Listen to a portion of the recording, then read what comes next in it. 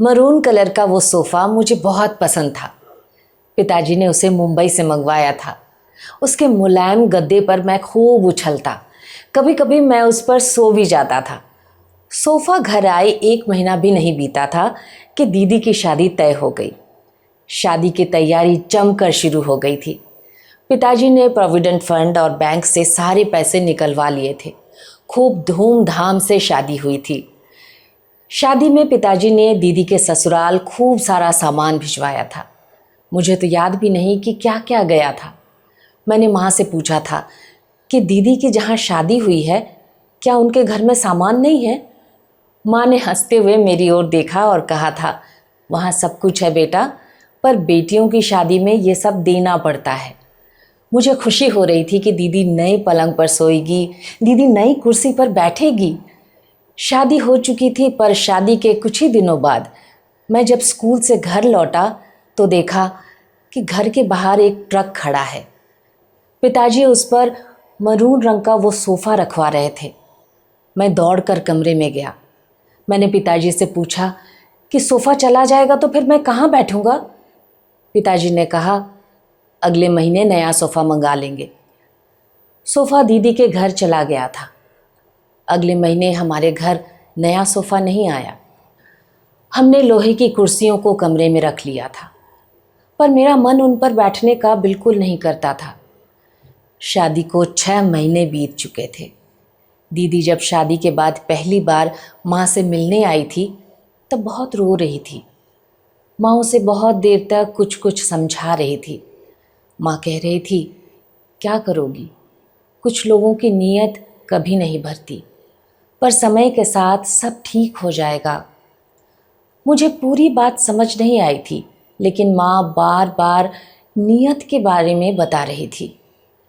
शादी के कुछ महीनों के बाद दीदी का सबसे छोटा देवर जीजा जी के साथ हमारे घर आया था।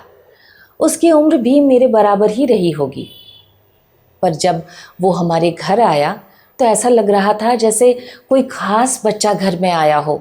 उसकी पसंद का खाना बनता, पिताजी उसे खूब घुमाते। जिस दिन उसे जाना था उसके लिए ढेर सारे कपड़े खरीद कर लाए गए। मेरे मन में पहली बार ये ख्याल आया था कि मैं कब देवर बनूंगा।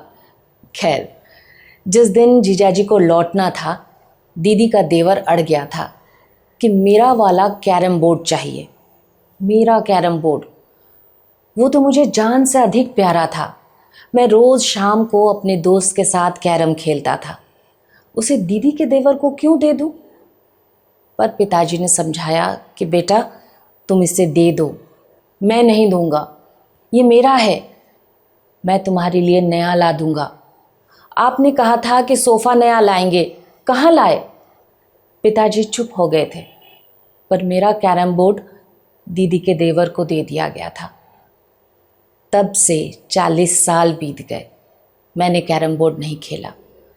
कैरम बोर्ड चला गया था। मुझे अफसोस हुआ कि मैंने दीदी के देवर को अपना कैरम बोर्ड दिखला ही क्यों था। मैं कई दिनों तक उदास रहा। फिर मैंने माँ से पूछा था कि जीजाजी ने अपने छोटे भाई के लिए नया कैरम बोर्ड क्यों नहीं खरीद दिया?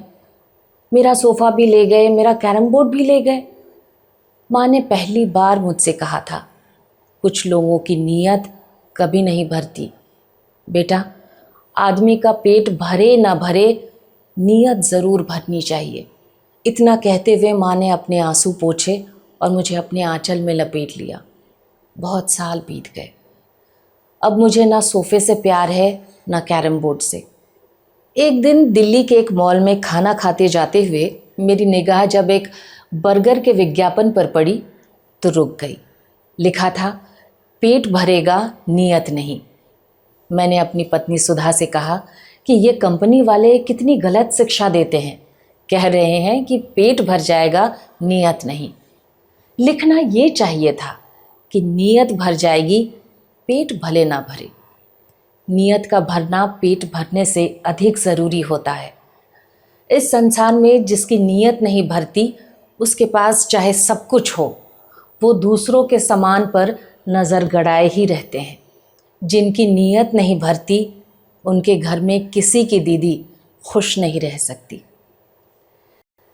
फेसबुक में ये कहानी मुझे मिली और मैंने आप सबके लिए इसे पढ़ा। कहानी कैसी लगी ये आप हमें कमेंट बॉक्स में लिखकर ज़रूर बताइएगा।